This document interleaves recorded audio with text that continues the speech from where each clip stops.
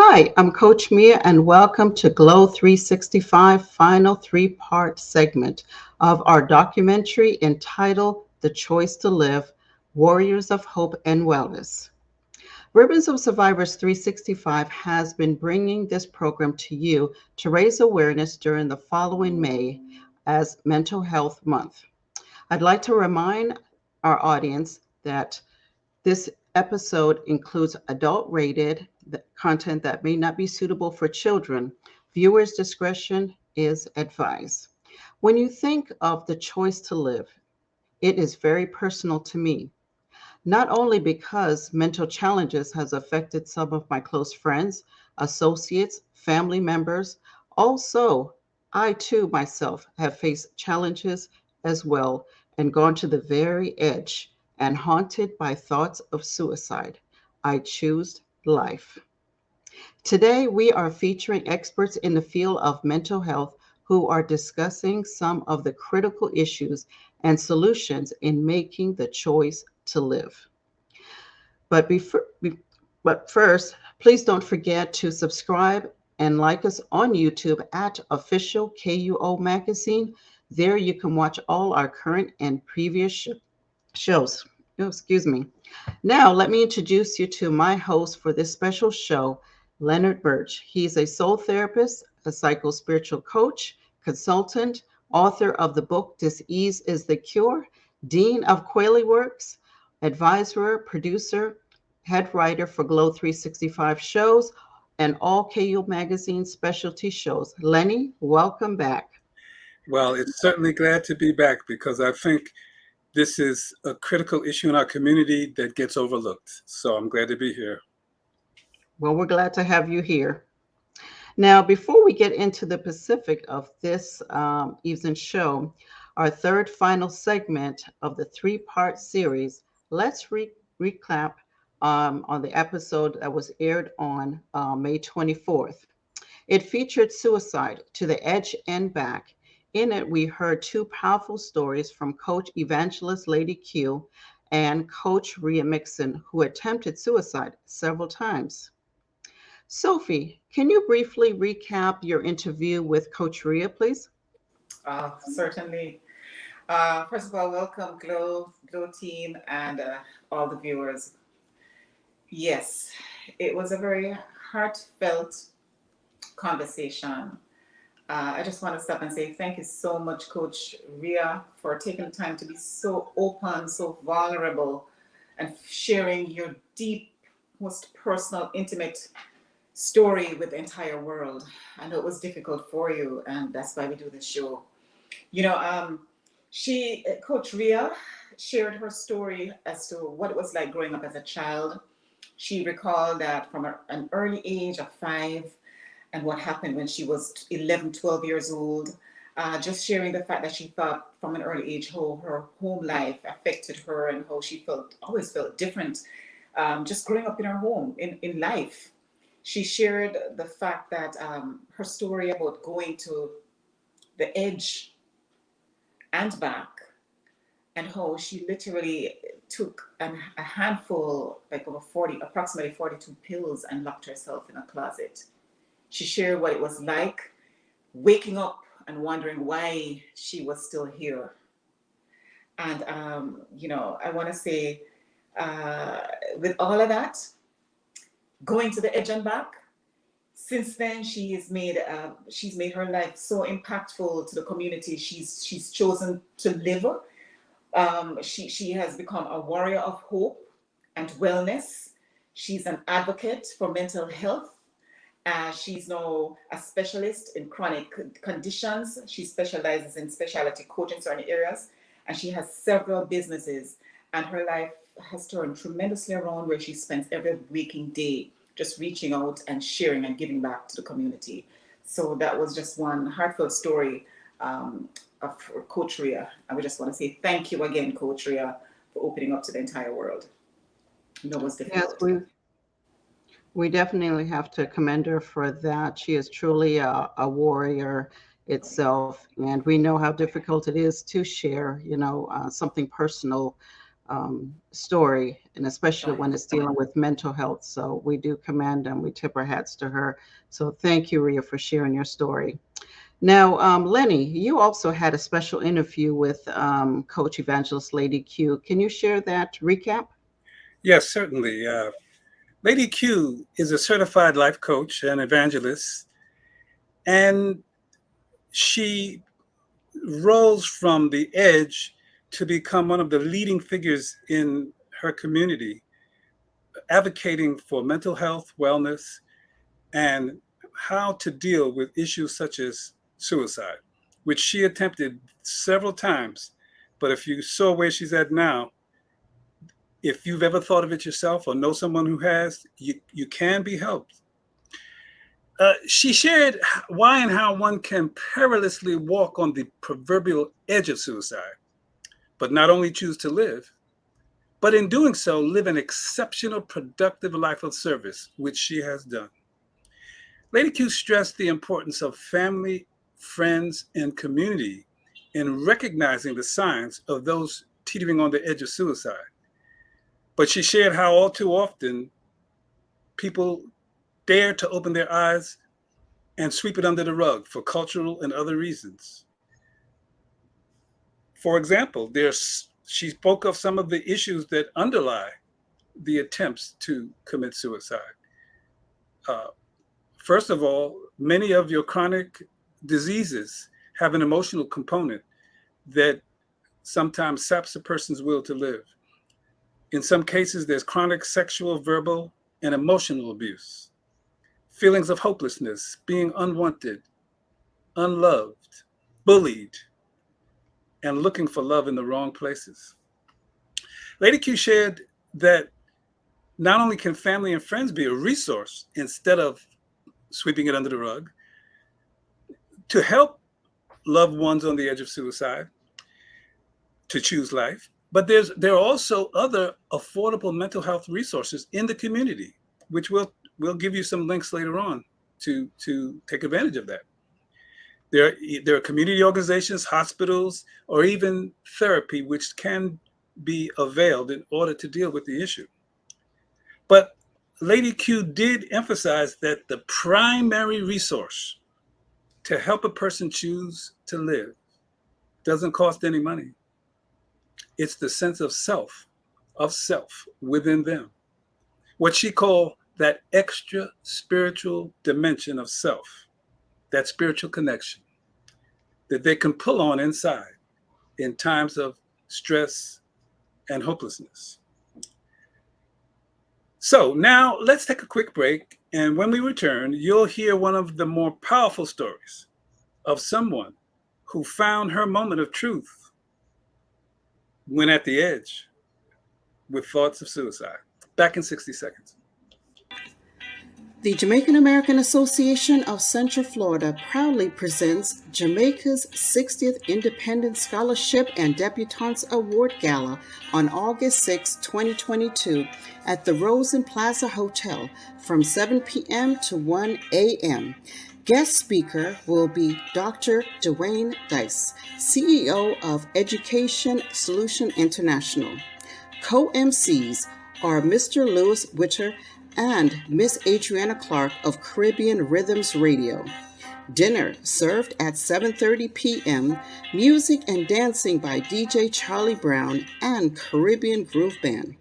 Tickets are $75 by calling 407-467-1741 or 321-439-2130 and also 407-292-3719. Join us for a night of excellence and elegance as we celebrate Jamaica's Diamond Jubilee.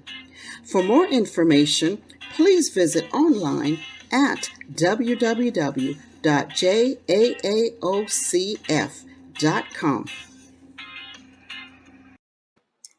Thank you. In our third episode, it was entitled Suicide, the Moment of Truth. In it, an extraordinary woman, our own Lady Mea, spoke about how she'd faced the challenge of thoughts of suicide. And she previewed why and how she chose to live and what message she has for all of us. Again, we want to remind you that the following episode includes adult-rated content that may not be suitable for children.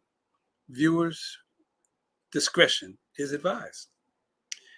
Lady Mea, before you share the details of the productive life of service you have pursued since being on the edge of suicide, please share what it was like leading up to that moment of truth and what it was like to be on the edge, and also what exactly prevented you from taking the leap.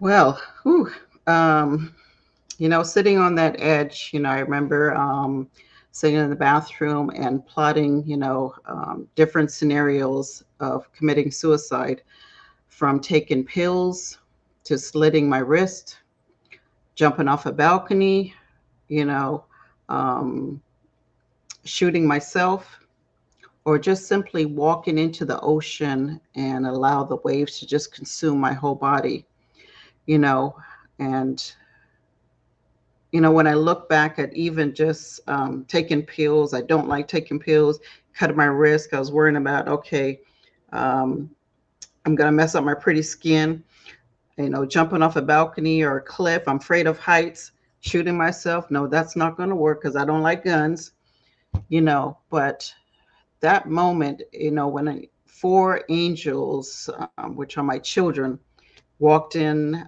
suddenly, and I realized that, I blacked out. I totally forgot I had children.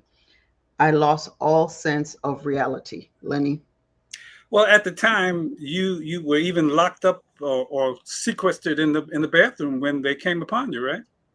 Yeah, because during my chemo treatments, I was so sick that by the time I vomited, then by the time I go back in the room, it's like come back. So I just went and put my blanket and pillow, and I just stayed in the bathroom, and pretty much that toilet bowl was like my best friend because I hugged it so much. Okay, well, you have some lovely little children who are now not so little, and that's something to think about because it's not just Mhm. you. There are many people, Lady Mea, who suffer health issues, not just from lifestyle factors, but also related to heredity, genetics, and emotional issues. How did this affect your state of mind and mental health that led you to the brink of suicidal thoughts? Going back to 22 years ago, I'm now a 22-year breast cancer survivor, which was a very traumatic time in my life. Literally, when your whole being is being stripped, your whole core is stripped down, and hearing those three words, "You have cancer," it is scary.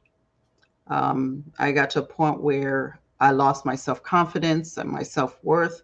I even lost my faith that I even cussed God so much. Why? What have I done in my childhood or, you know, um, to have this upon me? And, even later on when I got over that, I dealt with some other issues. But, and also goes back to being bullied in school. I was culturally discriminated, so, and then my second son is one of a twin, which was born early. So I lost that one twin. So it's like all these thoughts and everything, traumatic time just came rushing in. And I was just like, I can't deal with this anymore. I want to leave. I want Yeah. peace, you know. Well, Lady Mea, after all of that, yet you became a life coach and a magazine publisher, an award-winning community activist. You were awarded by the Congress of the United States, and you've become a media mogul. Please share how in the world this metamorphosis relates to what you call the power of looking in the mirror. Well, that's one of the things after my treatment, I had to learn to love myself. I struggle with that because, as a woman, when you lose your hair and you lose one of your breasts, you you don't, you feel less of a woman, And even for almost a year, I would never look at myself in the mirror because I didn't want to see that person that I saw, because she wasn't me anymore, you know. And I cried all the time. And, so that's one of the things, why I came a life coach and do what I do, because I want, women itself to appreciate themselves, love who they are, regardless of whether, you lose any part of your body. You know, you will always be a woman. That's what was told to me. And don't ever forget that. Also, educate, one of my things is educating and being able to inspire women itself to just love themselves, love all their flaws, because that's how God created us. So just love every being of us. All right. Well, finally, Lady Mea, that's what we call you. Please share how suicide is not just the final act of taking one's life. It actually can begin long before that. How does it relate to things like lifestyle, diet, and the need to pursue more of a life of wellness, of self-care than people may be experiencing? When you look at, mental health, and we look back and we think it's, thoughts or,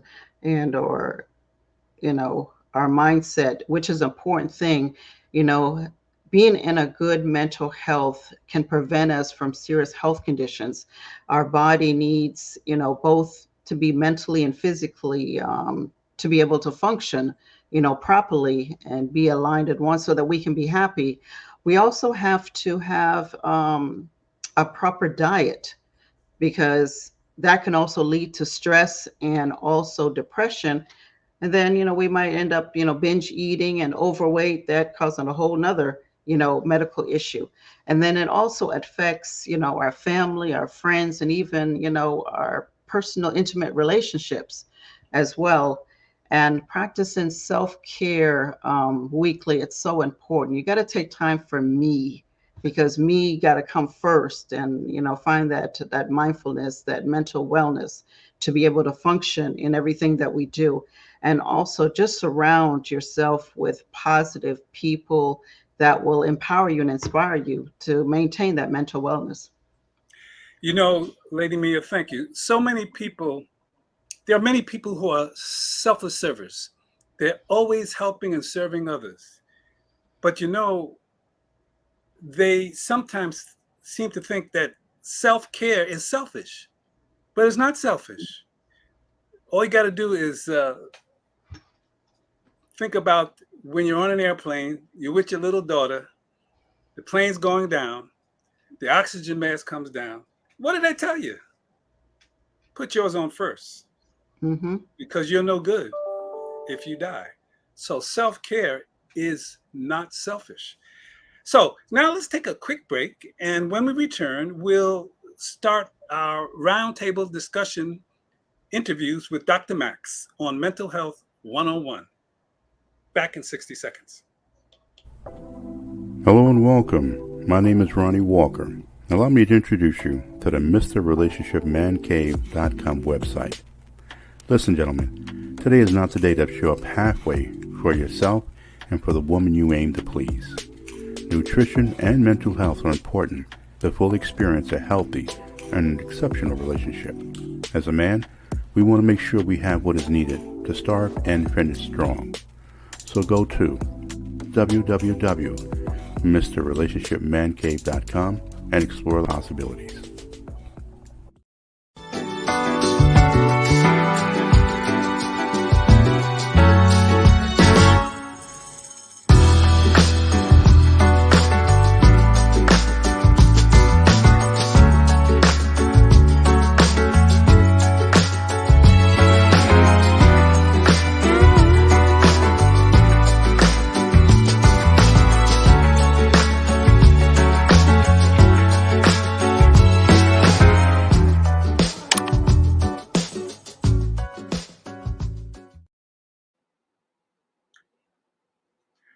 Okay, welcome back.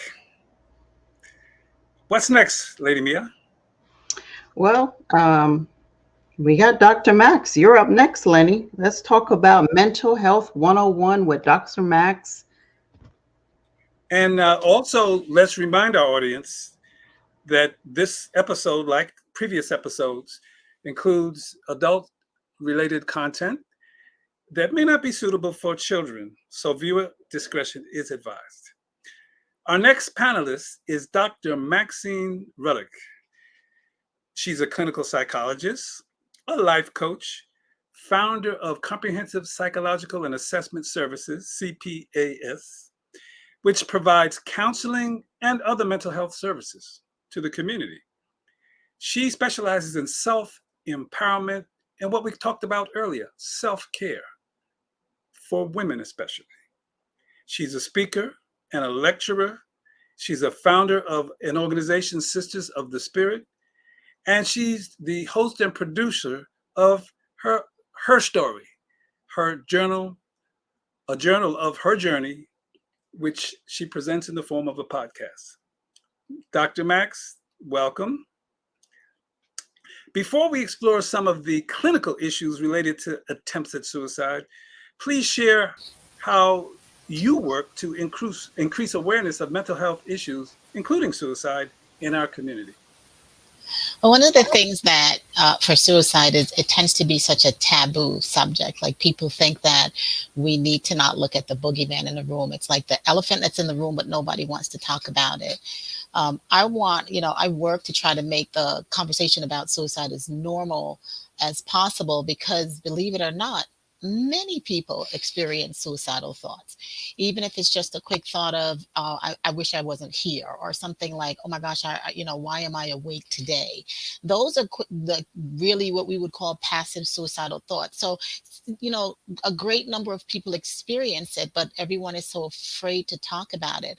But once you kind of introduce it in the room and say, hey, when you get overwhelmed, do you ever feel like you'd be better off not being here? And then, that kind of opens the door for people to say, well, yeah, I get these thoughts. And then you can go a little bit further to see just how serious the thoughts are.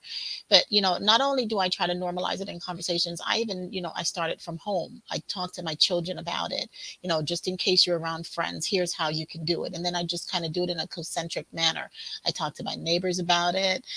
When I'm doing training with my interns, I teach them how to explore that. And then I go out and I do presentations in the community. So for me, there's a passion in my heart that mental health in general and suicide specifically is spoken about so people understand it is not as abnormal as people think. Many people think, even if it's just for that 1 second, sometimes that thought may come up. However, since it is such a taboo, as you've said, how can you tell a person may be contemplating suicide?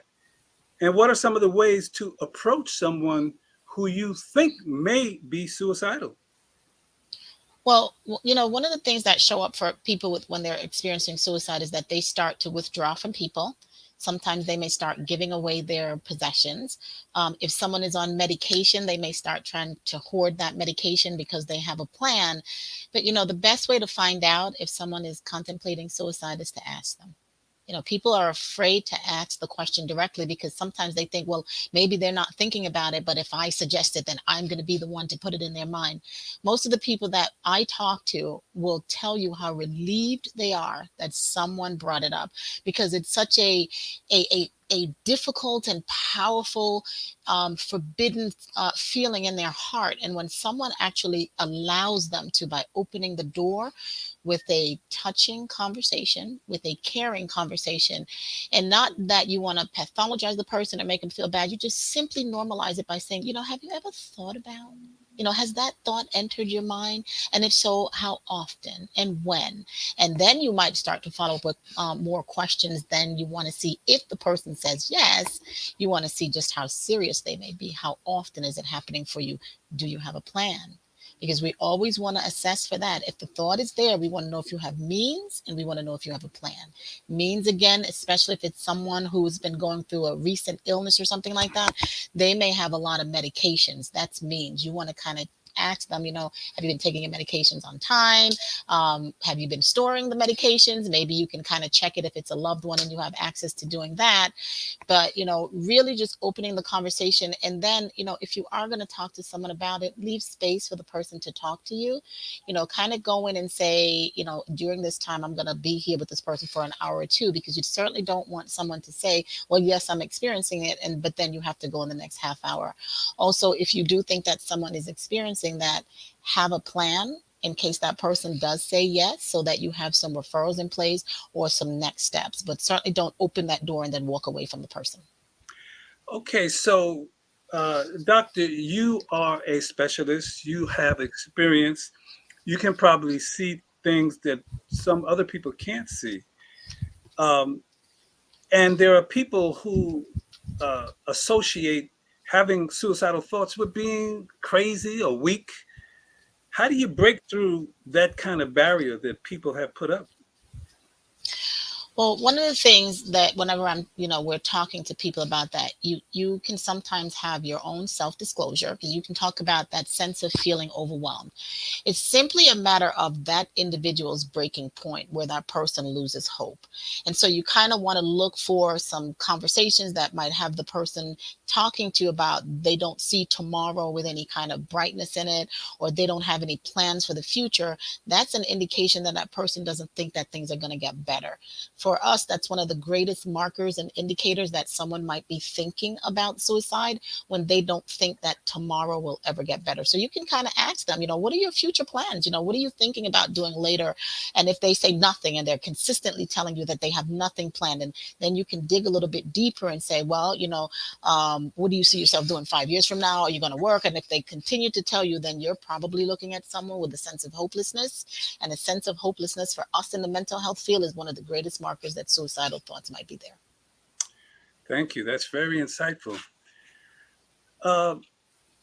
So what about this? When you if somebody comes in contact with someone who insists that he or she wants to commit suicide, how do you deal with that? Get that person help. Hopelessness is a dark place to be. And if you are not equipped, if you're not trained to manage that, that's when, again, like I said earlier, when you go and you open this conversation, you want to make sure that you have some resources in place to immediately address it in case there's serious suicidal ideation or thoughts going on. So it's to try your best in that moment to infuse hope into that person. Even if they say, I can't see it, tell them you can hold it for them. Tell them, I will walk you through the steps. I will go with you. And that's why I said earlier, you have to be prepared in case the answer is yes, that you've put some time aside and that you've put some resources in place, and that you're able to connect the person to services where other people can then take over and help to kind of hold them until that moment of darkness goes by. Because as you even listened to what Mea said earlier, it was that moment, and then her children came back and they infused that hope in her, and that gave her the strength. So, it's very important that if you find someone who's very serious about it, you have to believe them. They mean it. And so take steps to try to connect them right away to someone else that can actually help them, and to hold that hope and to give them a reason. And it might even mean getting them hospitalized. You might feel like you're betraying that person, but you're not. You're really taking steps to keep them safe until they are in a position to keep themselves safe. How true. Now, that's a person contemplating, maybe thinking about suicide. Unfortunately, there are those who go all the way. They step off the edge. How do friends and family recover and heal from the emotional wounds suffered when someone they've known and loved has committed suicide?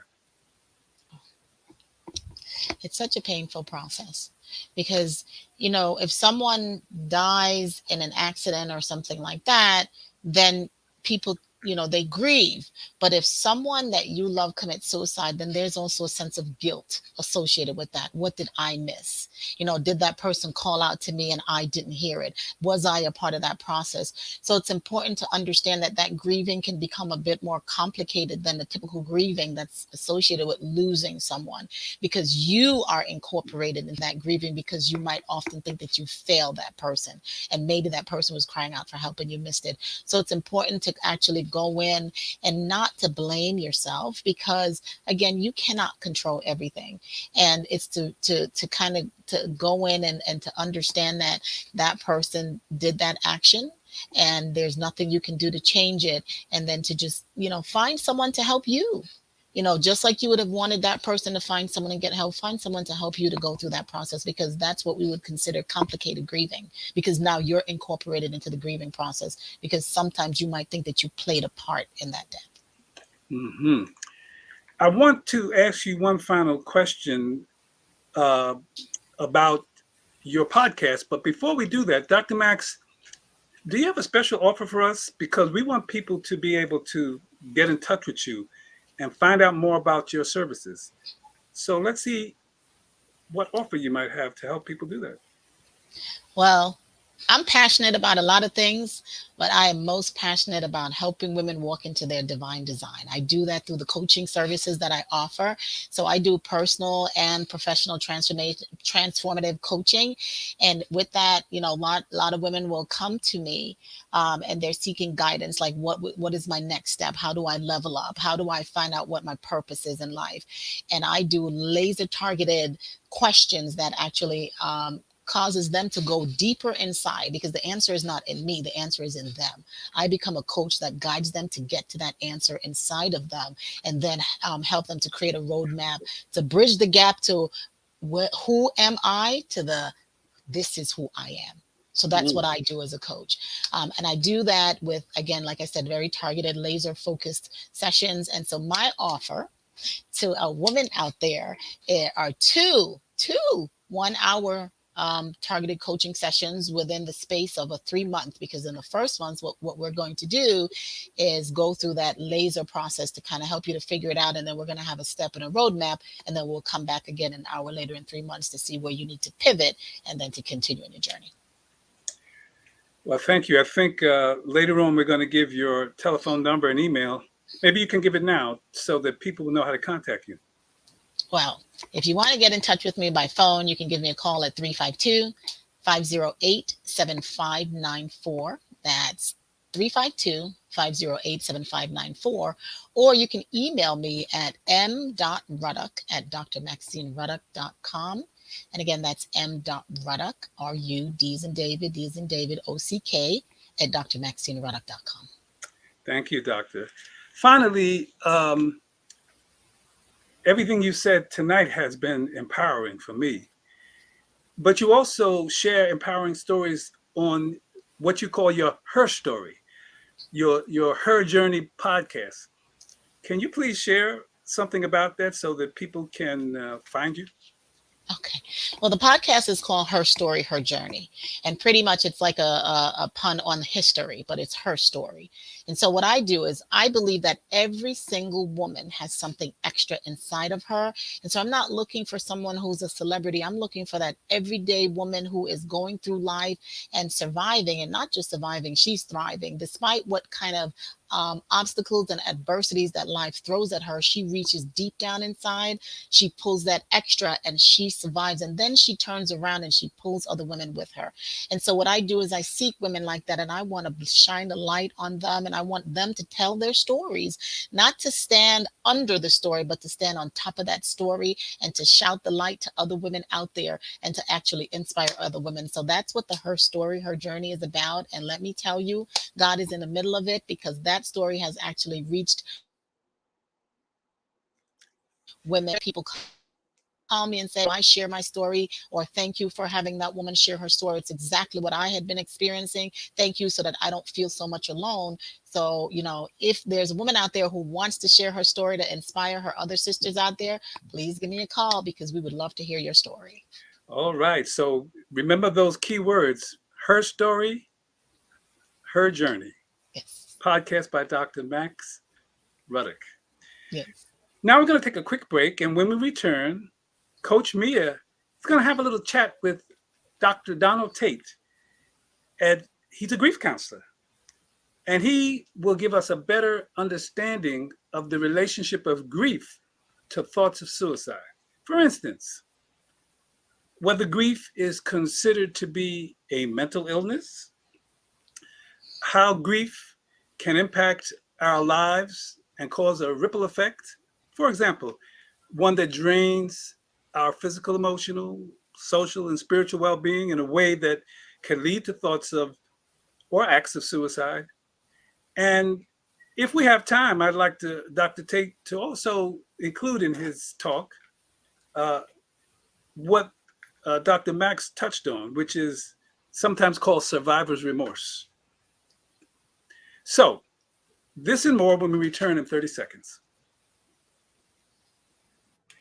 Hello, I'm Dr. Donald Tate, founder and CEO of Dr. Donald Tate and Associates, and I'm a grief recovery specialist. I obtained my doctorate degree in what is called metaphysical science from the University of Sedona. It's under the umbrella of theology, psychology, sociology, and all those other ologies. And I'm honored to be on the Glow 365 virtual show.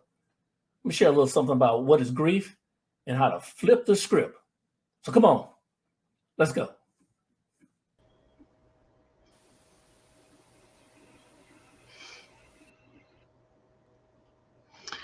Our second guest is, again, what you just heard, Dr. Donald Tate, who is no stranger to Glow 365 show.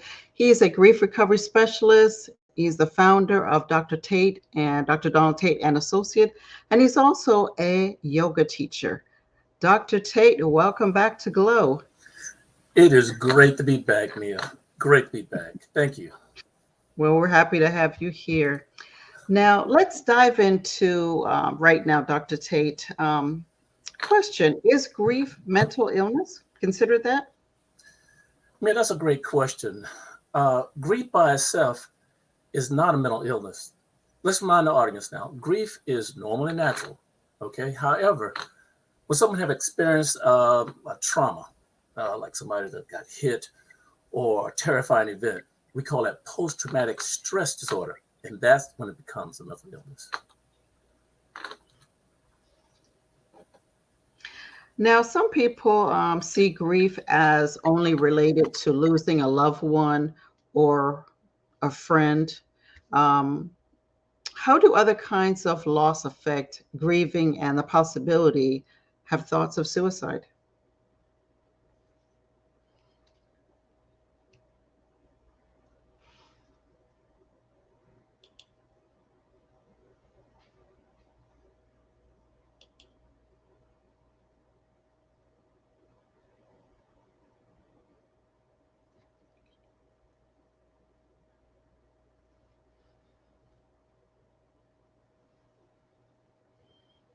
We're having a little bit of technical difficulty. Dr. Tate, we can't hear you. Could you unmute, please?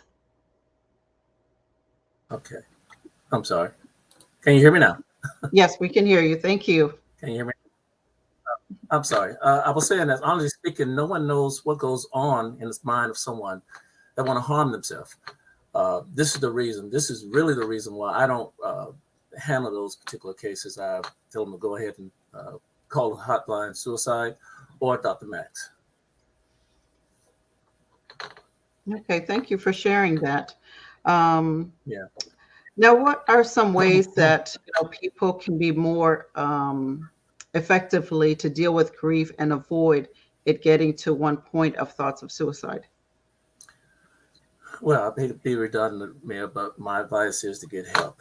And there's an old Indian saying, don't ask why, because why will give you the answer. Ask how. How will give you the solution. And the first step is to make that phone call, which is a very, very challenging thing to do. Very. So that is the first step. I would advise them to make that phone call or talk to someone to make the phone call for them if they need to. Thank you for sharing that. Now, another touchy conversation is the stigma that continues to float around African Americans that refuse to seek professional help if they're grieving or feeling they have some sort of emotional or mental issue. What is your take on that? I mean, the statistics tell us that about 25% of the African Americans seek mental health care compared to the 40 of whites. And now let me share one of my experience from a grief recovery specialist point of view. I met this person and I knew he was grieving. He just lost his father. And I asked him a simple question. Hey man, how are you doing? And he gives this, what we call the award-winning performance. I'm fine. And that happens a lot of times. No, you're not fine. You need to talk to someone because you're going down the rabbit hole. So they too need to go ahead and find some type of relief to call someone for help. Now let's get deeper in this, Dr. Tate. Well, actually, let me go back just a little bit. Okay. Do you see mental health in the Black community changing anytime soon? Yes. Being aware is over half of any challenge. The other half is what are we going to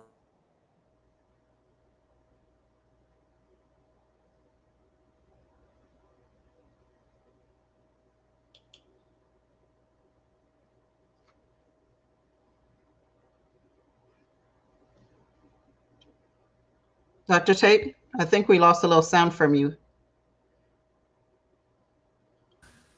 I do apologize. No problem. Could you repeat that again? Yeah, as I said, being aware is over half of any challenge. The other half is what to do about it. So the community is waking up slowly. I remember when growing up, someone had a stroke or a heart attack that was used to call old folks disease. And now younger people are experiencing it, which is a big wake-up call, very big. Now, can you go a little deeper in this change, Dr. Tate? Yes, Mia. My roommate, my teacher, my advisor, my friend just passed away 2 weeks ago today. I watched him struggle on a daily basis to stay on schedule with his medication, exercise, and lifestyle. And it wasn't until about 6 months ago he decided to shift his mental awareness to health awareness. Now remember, it's not until he decided that the change began. Fortunately, Mia, the word is out now, and many of my brothers and sisters of colors have answered the call. So I've seen this shift slowly. It is going slowly. Thank you for sharing that. And we know that's something also, within the Caribbean American community with that. And I just hope that stigma, starts to go away, that, we don't feel ashamed or feel that it's being weak in seeking help, but, getting to the root of the problem so that we can start the process on that journey to mental wellness. Again, thank you so much, Dr. Tate, in educating us a little bit more on grief and how it relates to mental health. You also have an offer for our viewers, do you not?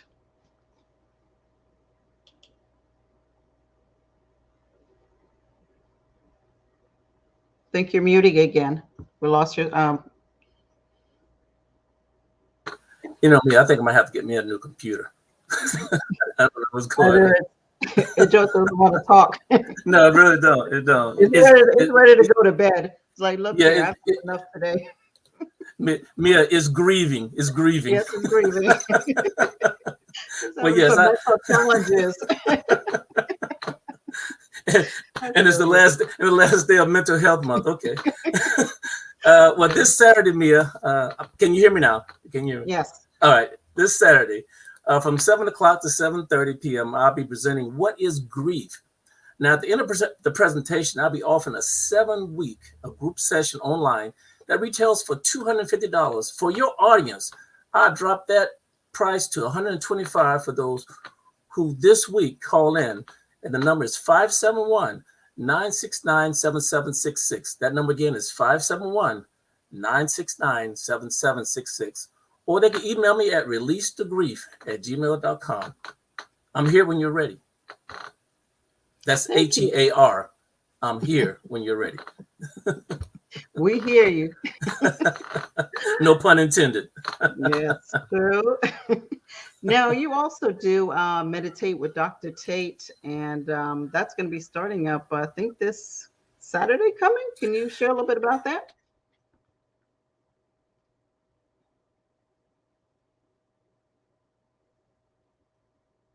Dr. Tate? The new gym, the EOS, just gave me the go-ahead to go and do the meditation, Meditate with Dr. Tate, starting this Sunday from 7 until 7:30. We're going to take a pause for the cause. It doesn't matter if you're going to a massage therapist, working out in the gym, all those things are beautiful. They're only supplements until you know how to take a pause for the cause. And I'm going to show you how to do that. And by the way, it's free.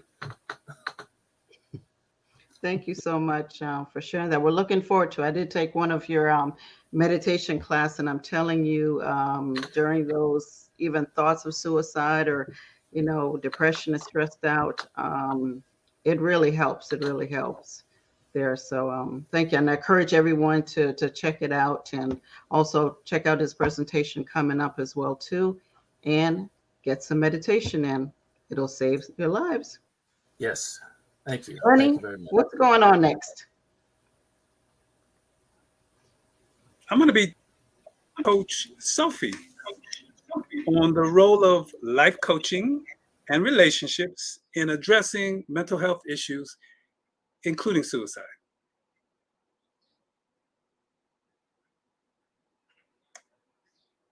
Okay.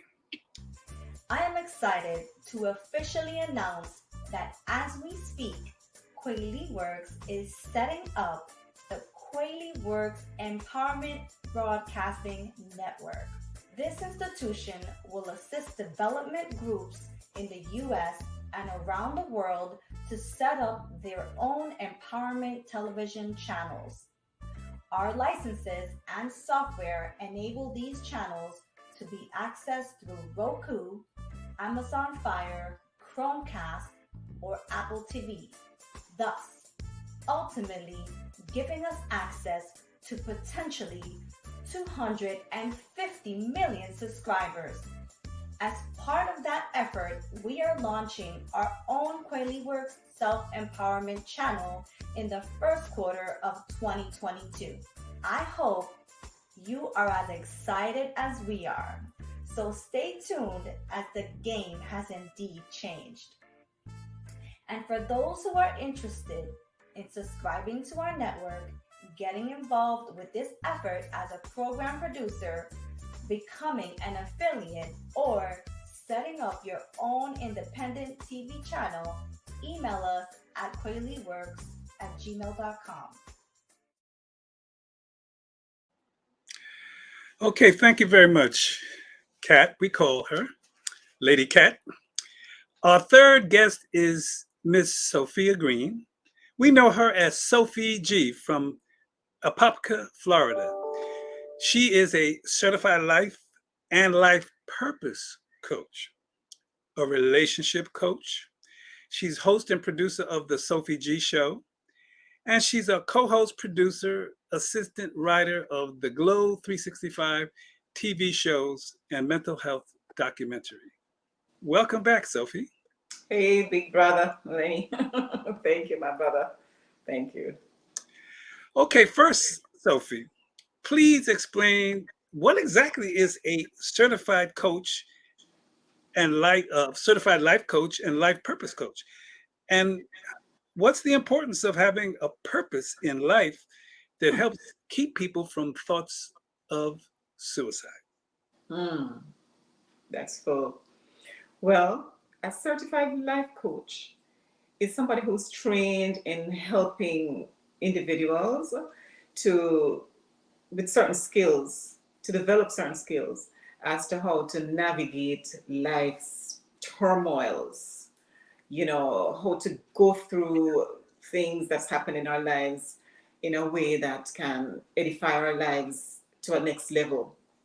It's somebody who's trained to help persons to develop a special, significant kind of a mind growth that can assist in aiding in the development of physical well-being, emotional well-being, psychological or emotional well-being. A life purpose coach is targeted in focusing on helping somebody to figure out what's their purpose in life. A lot of people reach out to a life purpose coach when they want to figure out, what do I do with my career? What am I here in this world for? What is my purpose in even surviving in this universe?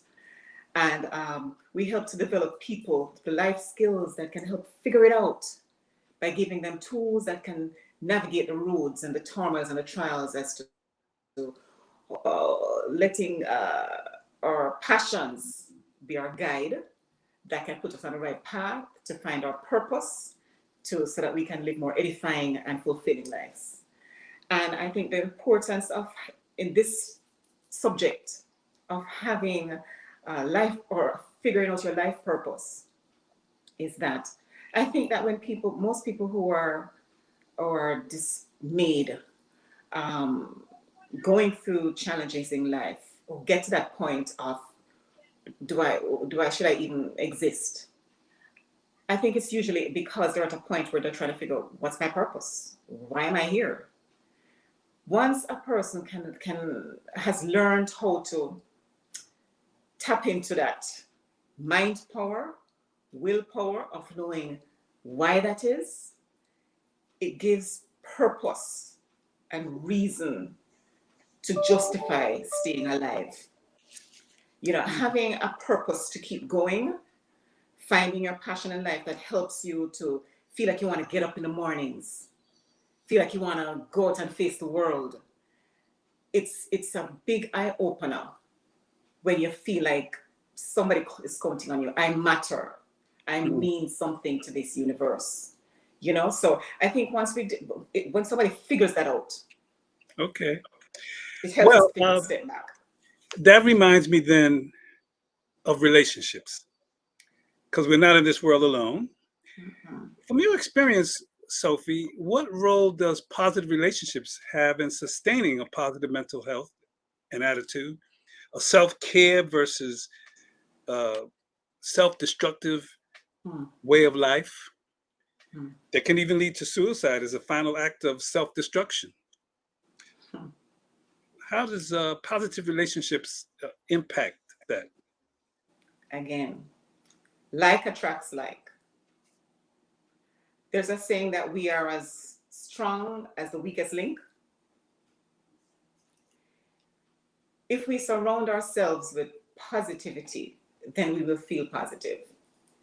If we put ourselves in places where we know that we have people who have our best interests at heart, who can pour the fuel into us when we're feeling low on energy, low or weak. It's like having a petrol stop. In coaching world, there's a terminology where we refer to persons who are pitchers and cups. Having positive people in our surroundings will help pour fuel back into us whenever we're feeling weak. And it helps they also help to keep us accountable and guide us. It's like going to the gym and having a spotter, someone who's going to help you lift the weights whenever you're feeling down.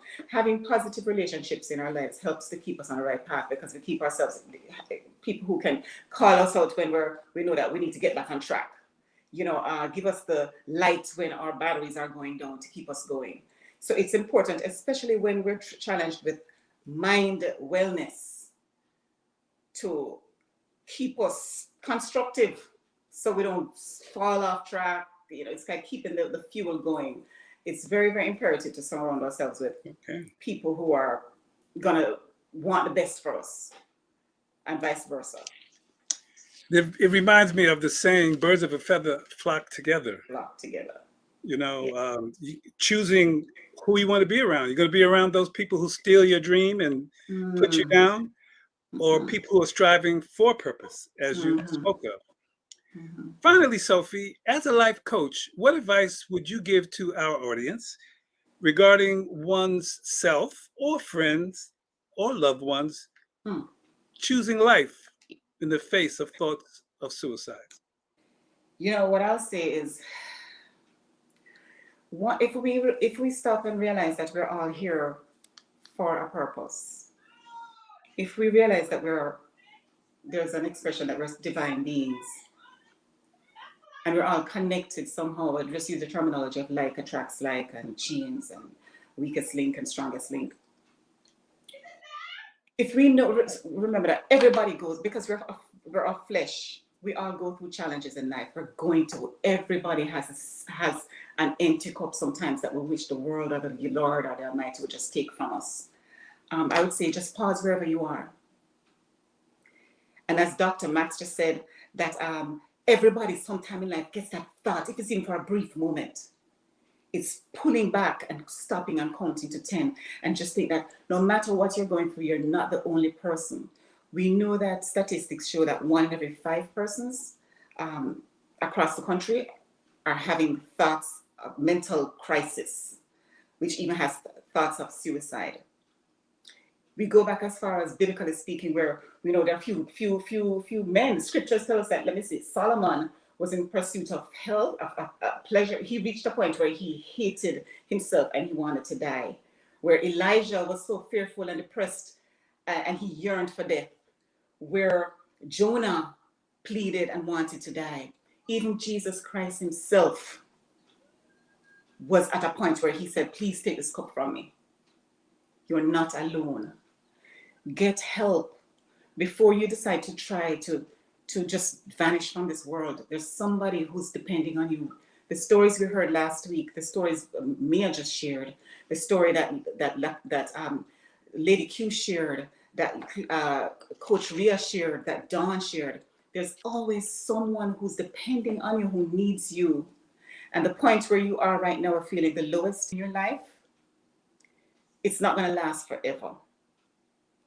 Your purpose is to stand back, find the strength that's in you, and be that hero to the next person. Because chances are somebody else under the same roof is having the same feeling. You just need to have that conversation. Chances are your neighbor across the street, if it's 1 in every 5, is having a down feeling. And if you can just pull yourself back, you can be that person's hero that can be their reservoir to keep them going. All right. Life is beautiful and you are beautiful. All just right. remember that. Thank you so much, Sophie. Now we're going to wrap up the program, and I'm going to ask each of our panelists to give me one main takeaway from tonight's program out of everything they've said or heard. Mea, let's start with you.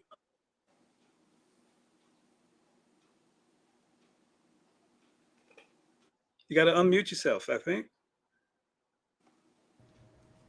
Yeah, we talked about so much things tonight, but the one takeaway that I have to emphasize is get help.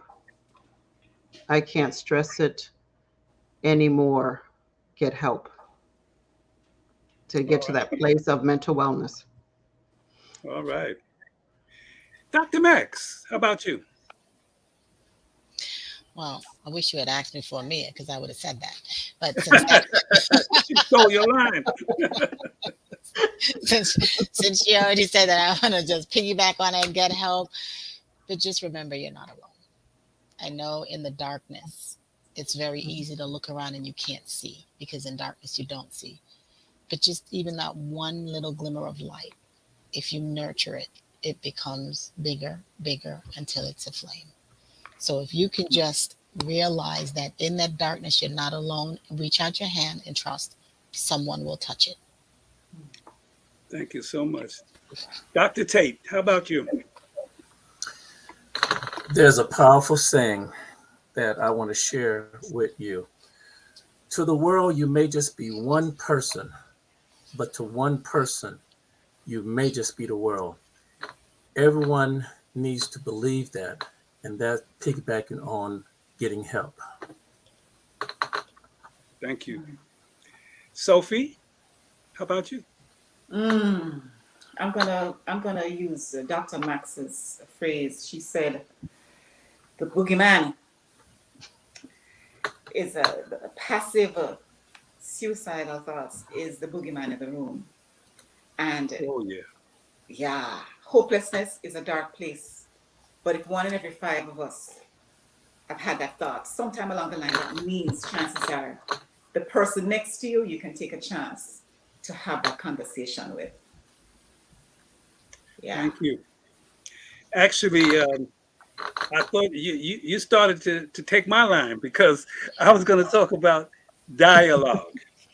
You know, there's been recent studies by neurologists and scientists who have actually proven that talk therapy can build new neuron paths in the brain and can contribute to healing. So it's not just psychotherapists, psychiatrists who talk. As has come out in tonight's session, Dr. Max and others, start talking to people, start interacting with people, start getting into people, you see, because that's the way they'll really understand, as has been said, they're not alone. And this too shall pass. Finally, just to sum it up, during the show, we've heard heartfelt stories of having thoughts of suicide, turning mental challenges into raised awareness, the need to help our friends, family, and community to sit longer in silence, hey, like meditation, and how important it is to make the choice to live. And we sincerely hope that you, our audience, can help others who may not be aware of that to make that choice to live. Thank you. So, coming on next on the Glow 365 TV show on Tuesday, June 14th at 7 p.m. That's June 14th, 7 p.m. There'll be a special guest, Dr. Ronald Lynch. The topic will be men's health. Not just women, but lots of men too contemplate suicide. He's going to encourage the men in your lives to take care of themselves by eating healthy, exercising, and working to prevent diseases. Thank you, Lenny, for sharing that. And I would like to thank my host, Leonard Burg, and our special panel guests, Dr. Donald Tate, Dr. Max, and Coach Sophie G, and you, the viewers, for tuning in.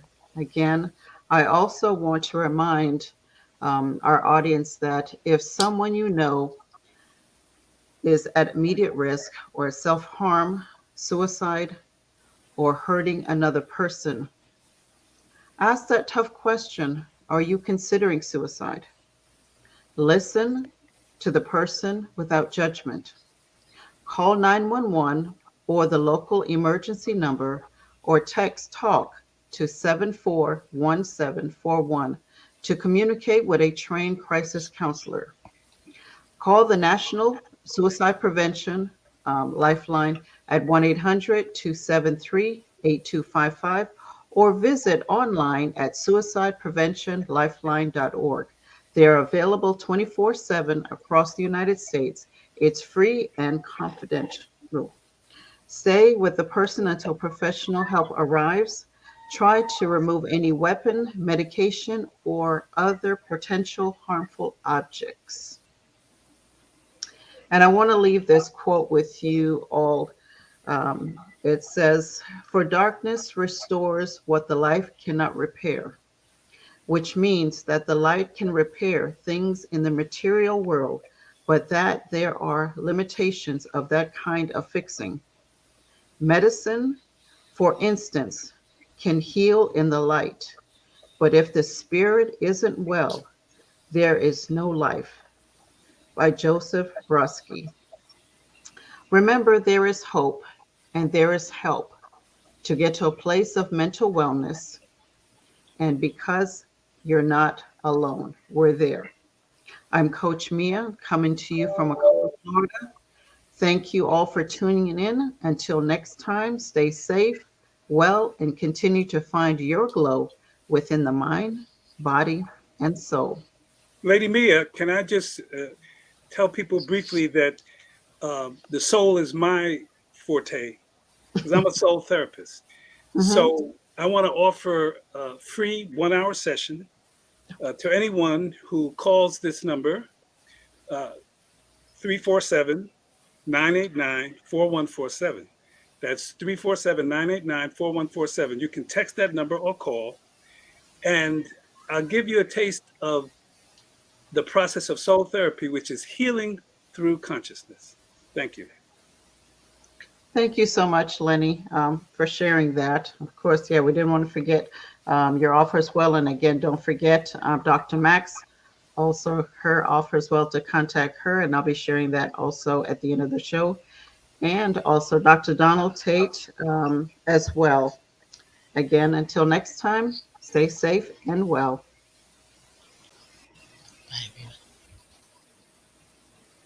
Been here since day one.